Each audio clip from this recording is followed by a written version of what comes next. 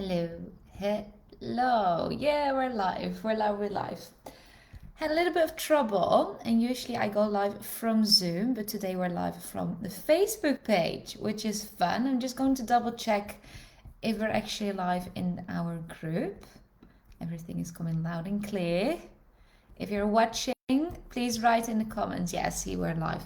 Write in the comments if you're receiving me all right. I'm going to go live on Instagram in the meantime.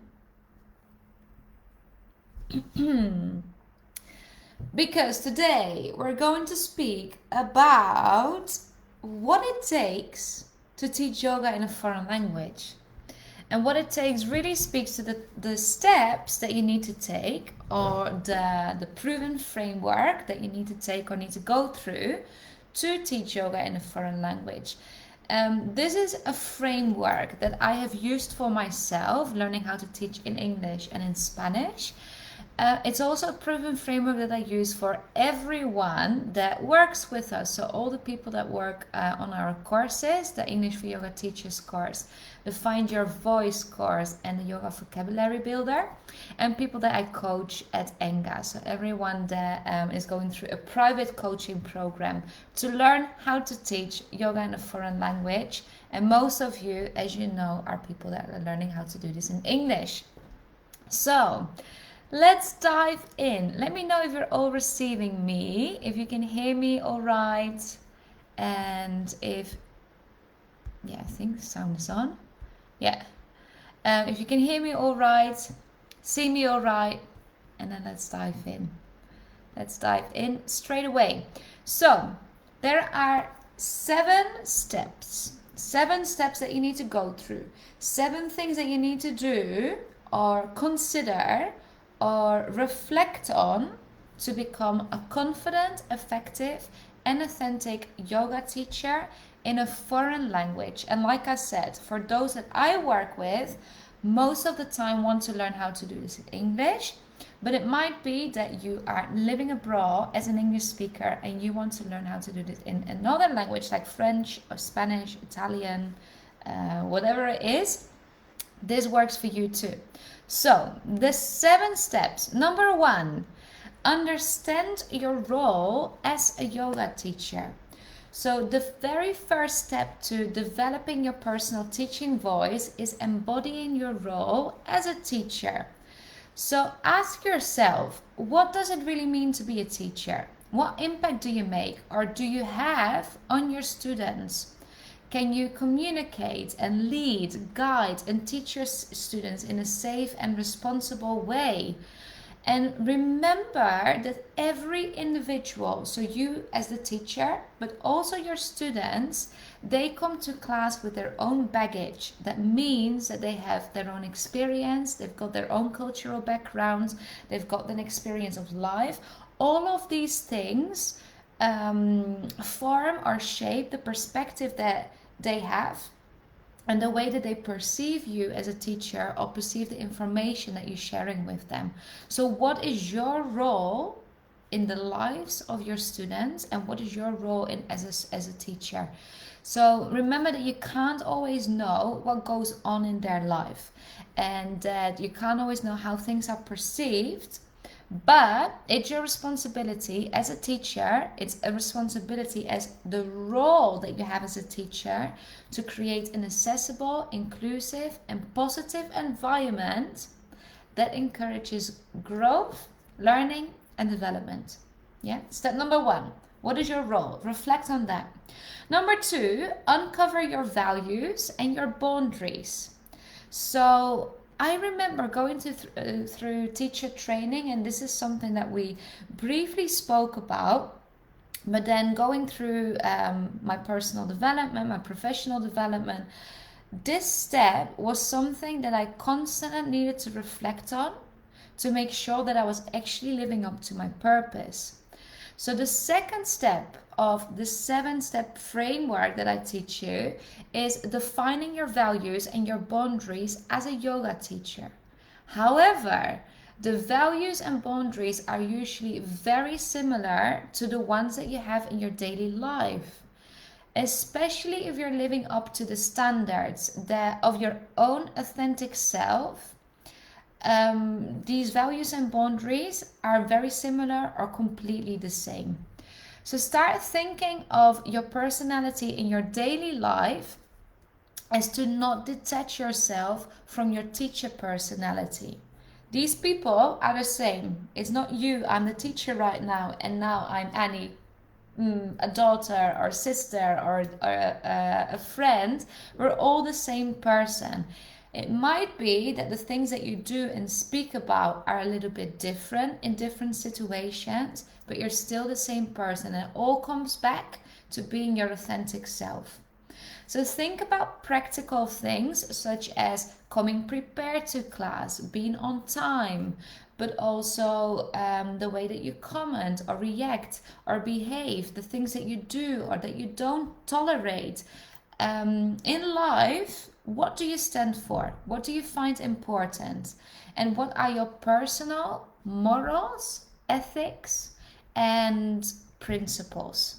Right? So think about your values and your boundaries. And how do the answers to these questions that I just asked you, how do they reflect to your yoga classes? So the things that you find important, how do they come back in the classes that you teach or in the student-teacher relationships that you're cultivating, right? So step number 2, uncover your values and your boundaries. Number 3, define your skills and your knowledge. All right, so step number 3, define your skills and knowledge. After your values and your boundaries, you can uncover these. And it actually is very easy. It's almost like a logical thing to do after.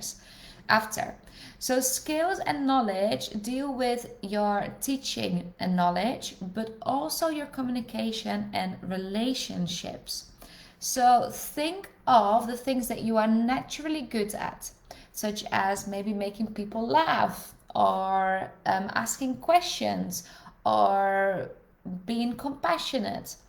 And then also think of things that you would like to improve, such as the ability to speak about sensitive topics or my ability to lead students through Savasana. I'm hearing a lot of this in the emails that I'm getting of people that are signing up to the challenge.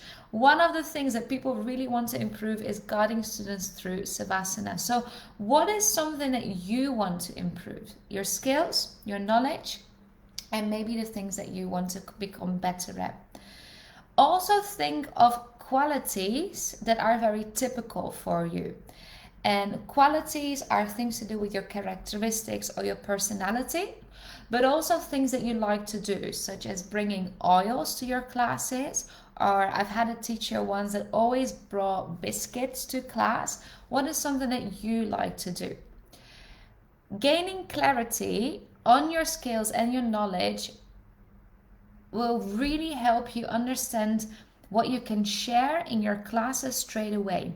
So as soon as you know what you're good at and what you want to improve, it really helps you to make a decision as to what you're going to share in your yoga classes as well. And it helps you to carve out a path of goals to pursue the ideal teaching career that you want or that you dream of. So if in this process you realize that there are certain things that you don't know yet or that you want to improve, stay humble with yourself. No one knows everything. No one has all the answers all the time. And it's never ever too late to learn. So not knowing something doesn't mean that you are a less valuable teacher. Instead, take that as an opportunity to keep developing yourself and search for guidance or resources, communities, teachers, mentors, anything that can help you. And remember that learning as well is a never-ending journey, right? So step number 3, define your skills and knowledge and also the things that you would like to become better at. Then number 4. Number 4 is learn the importance of communication and word choice so that you can teach more accessibly and inclusively.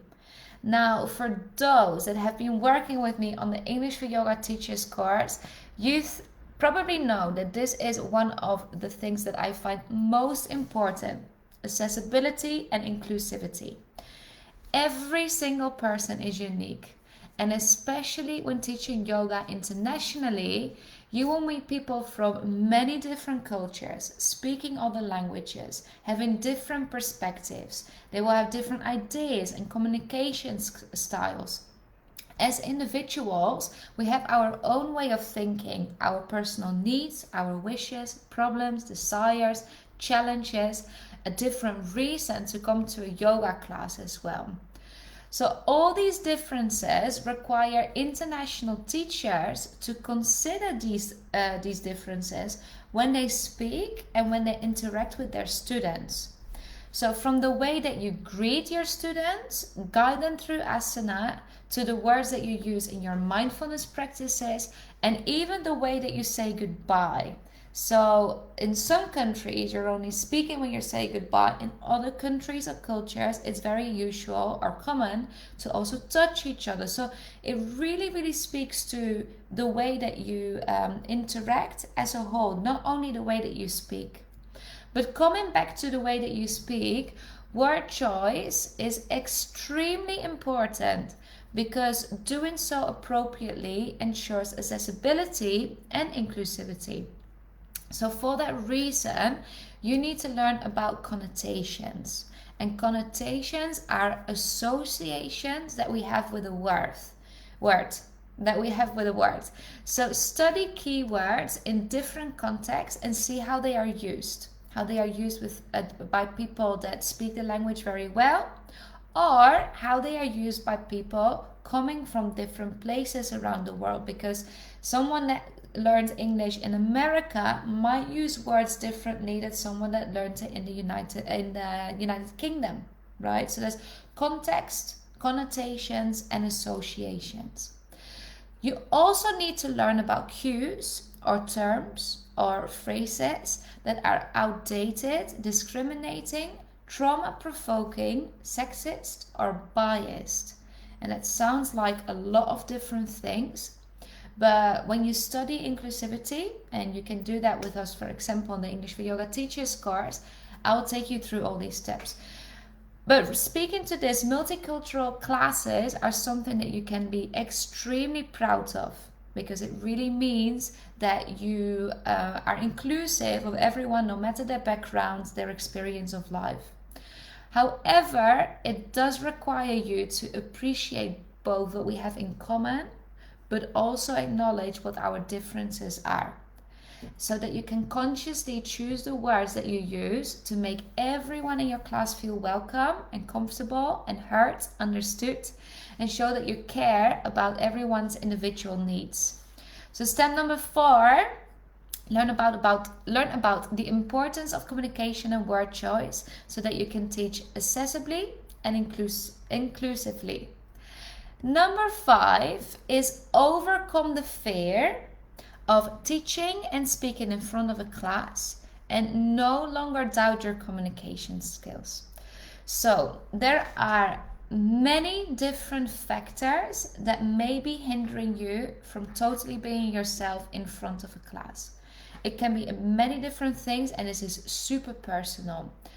So during the challenge next week, the Teach Yoga in English challenge, and it happens from the 1st to the 3rd of July.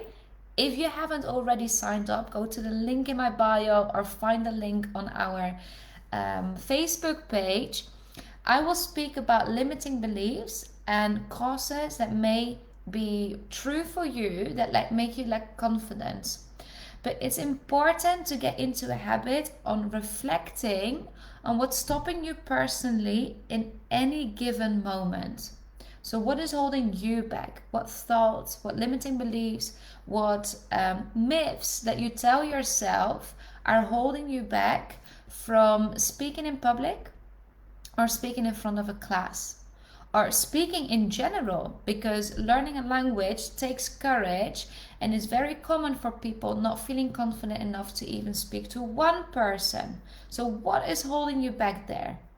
Because I completely understand that to learn to teach yoga in a foreign language is a very, very daunting task. but no great changes happen without you putting the work into it. And these fears or beliefs, they live inside our head. The only person that can take control over them is you. You're the only person that knows what really is going on and what to do about it, right? But you're not alone in this. You're not alone in this, and that's what the reason why we're hosting the challenge next week. And that we, my team, our community, all the incredible teachers that are joining us, we're over 200 people already joining next week.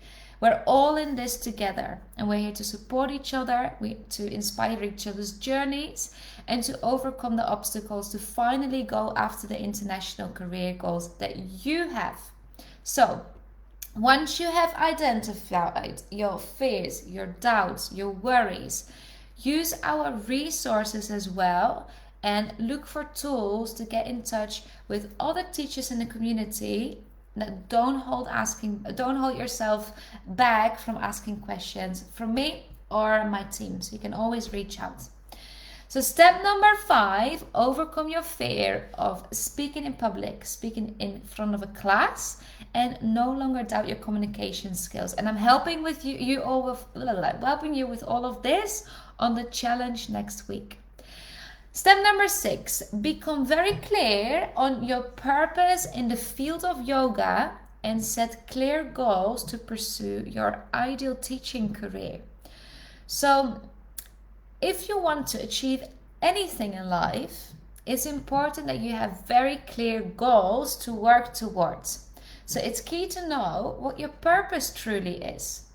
And in the field of yoga, there are hundreds of different directions that you can go. It's impossible to teach everything at the same time and everyone at the same time. So what is your purpose? What about yoga do you feel most called to share with the world? And who would you most like to teach it to, or who would you most like to work with? In other words, what are your deepest interests, passion, your vision, and your mission? 4 things.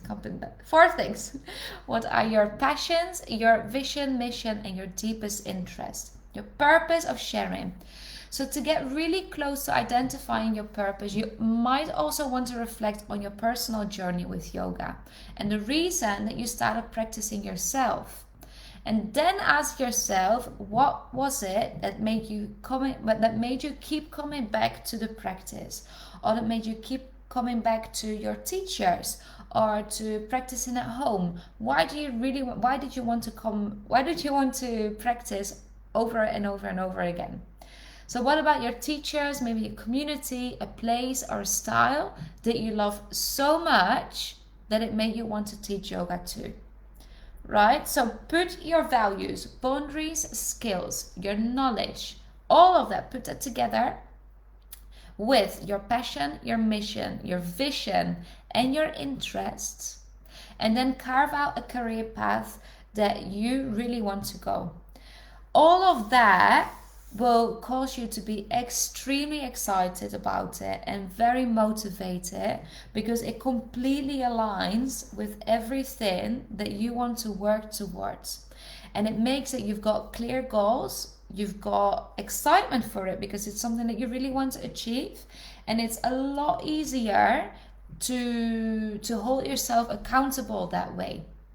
So also list all the goals that you have, and then identify milestones that you have to take to reach the biggest goals. Milestones are moments to measure the progress that you have made, or moments on which you achieve a smaller goal that will lead you to reach the bigger goal. Right? So if for some people milestones isn't clear, let me know and I can explain a little bit more. Right. Remember as well to be patient with yourself and to enjoy the process, to make progress very slowly, and to keep track of everything that you're doing in the meantime, because you want to measure your progress. Remember that you're doing this for the long run, that you don't want to be a one-day fly, that you want to do this over a longer period of time, right? So take it easy with yourself, be patient, but do set out these goals based on your values, boundaries, skills, and knowledge. And then in combination with your passion, interest, vision, and mission. All right. Number 7. So sorry, for those that are joining me later, we're speaking about what it takes to become an international yoga teacher and to do this with confidence, effectiveness, and authenticity. And we're speaking about the 7 steps that I believe this entails for you to do or to achieve.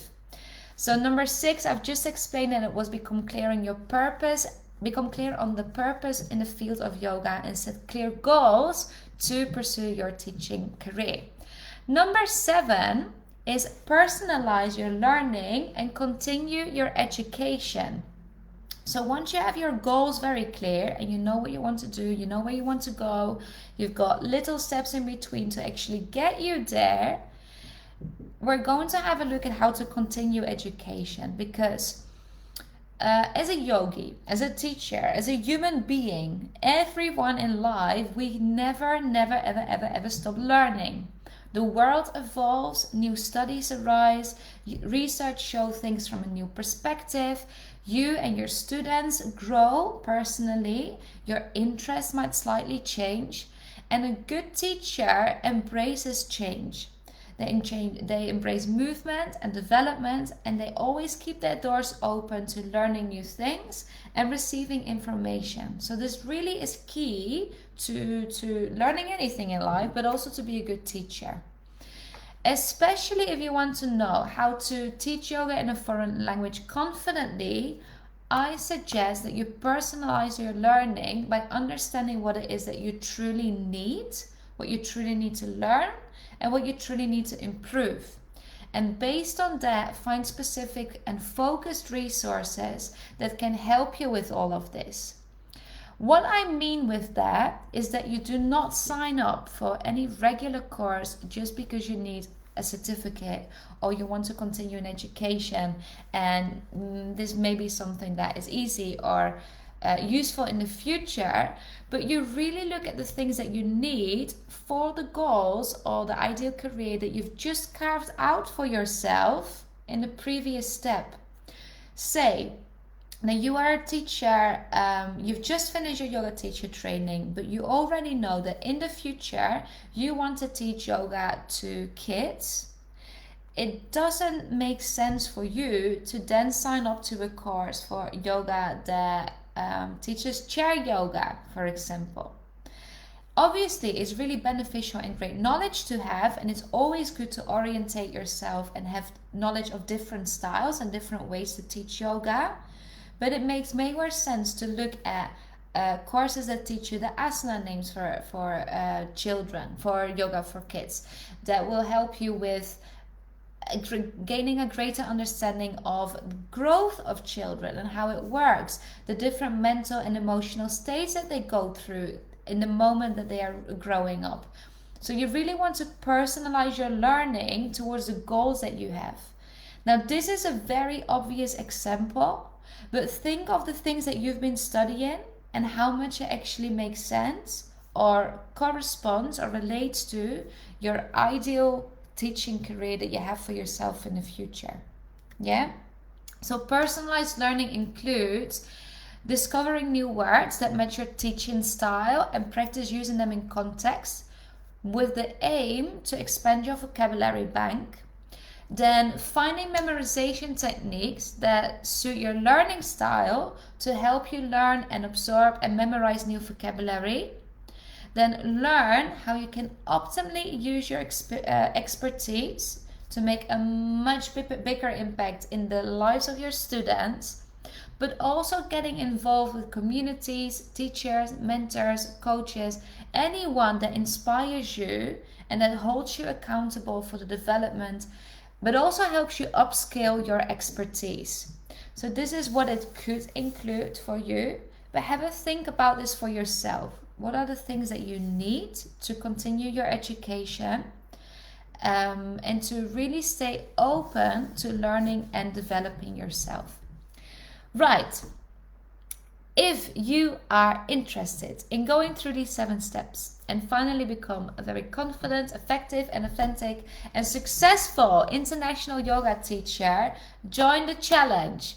We've got over 200 people that are already joining us. It's next week, if you're watching this live, from the 1st to the 3rd of July. And until the 30th of June, you can register for free. So if you haven't already registered, go to the link in my bio, check it out there. Like I said, I'm gonna straight away add it to the Facebook video so you can have a look as well. It would be really nice to see all of you there.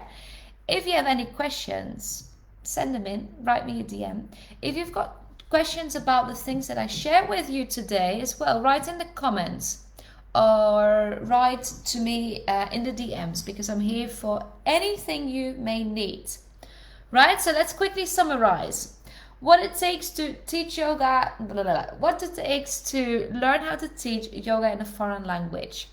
And obviously there's a lot of language development, but I believe that the work starts with reflecting on who you are and where you want to go. So step number 1, understand your role as a teacher. Step number 2, uncover your values and boundaries. Number 3, define your skills and knowledge.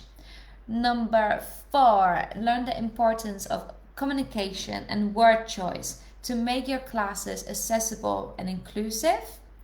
Number 5, overcome the fear of teaching or speaking in front of a class, in front of a group of people, or in general speaking to only one person, so that you no longer have to doubt your communication skills. And number 6 is become clear on your purpose in the field of yoga. What do you really want to do? Who do you want to share yoga with? For what reason? So what are your biggest goals, your international teaching goals? And then number 7, find the resources to personalize your continuing education. All right. Any questions? For those that joined later and you haven't heard all of it, feel free to watch the recording and look at the previous steps. If you have any questions, let me know. Sign up to the challenge from the 1st to the 3rd of July. If you can't make it live to the challenge, still sign up, because you will get access to the platform and you can go through it in your own time after. And I hope to see all of you there. Also for the challenge, you have a chance to win a place on our course bundle. So as soon as you sign up, you will receive a few emails, and one of the emails will tell you how you can win the course bundle. The only thing you really need to do is share a story on your Instagram profile, but all of the information is in there. Everyone, have a great rest of your day. Hope to see you all next week. Hope to see you tomorrow. Tomorrow we are back with Annie Au, and we're going to speak about the benefits of yin and how it helps you grow personally and professionally. So that's tomorrow at 10:30 a.m. CEST. It's a little bit earlier than usual, but the replay will also be available. Have a great rest of your day, and I will speak to you all very soon. See you later.